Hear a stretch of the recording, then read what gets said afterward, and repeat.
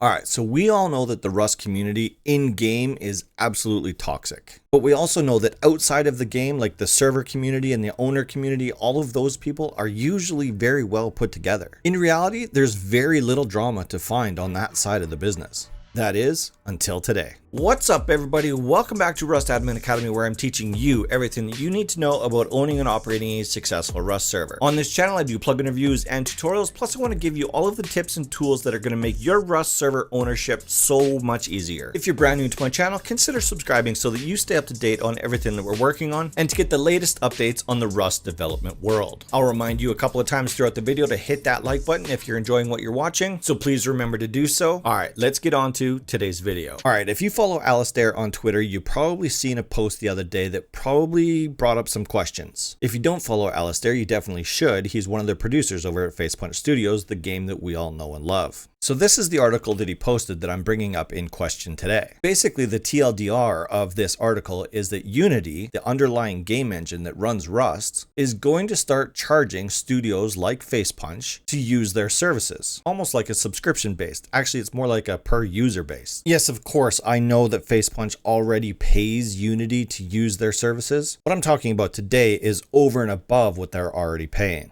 So effective January 1st, 2024, we will introduce a new Unity runtime fee that's based on game installs. We will also add cloud-based asset storage, Unity DevOps tools, and AI runtime at no extra charge to the Unity subscription plans this November.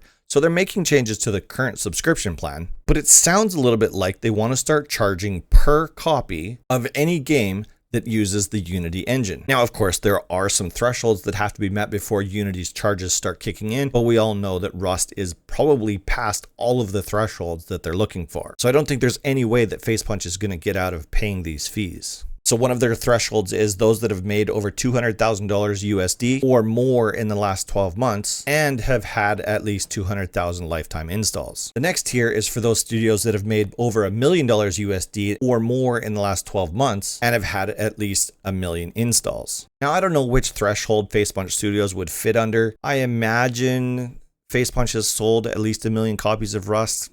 I'm not sure. Based on player count, no, I guess it's possible because like our player count is hovering like right anywhere between 100 and 130,000 players at any given time. And of course that 1 million game installs is over the lifetime, like since the release of the game. So of course I'm going to put a link to this article in the video description down below. You can go check it out for yourself. But more importantly, I would like to discuss with you all, my viewers, what do you all think this means for Rust and the future of Rust? Now, of course, there's always the old faithful. If you don't like how something is going, then obviously go out and make your own. So yeah, to tell Facepunch Studios to go out and make their own game engine, that's definitely an option. But switching game engines altogether, which might bring us a Rust 2, I don't know. That's kind of an intriguing aspect. And then, of course, you're thinking, okay, what game engine might they use?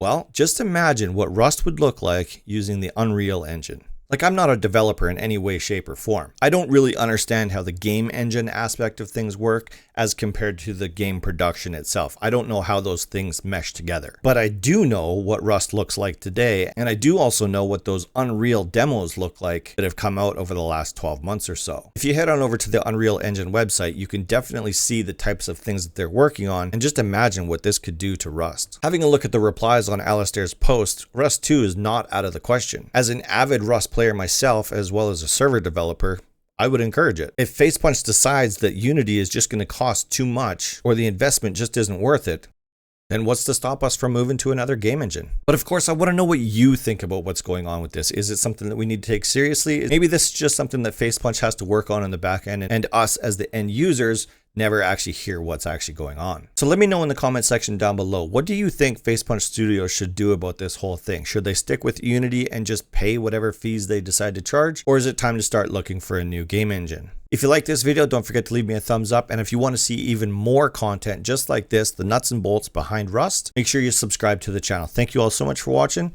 I'll see you on the next one.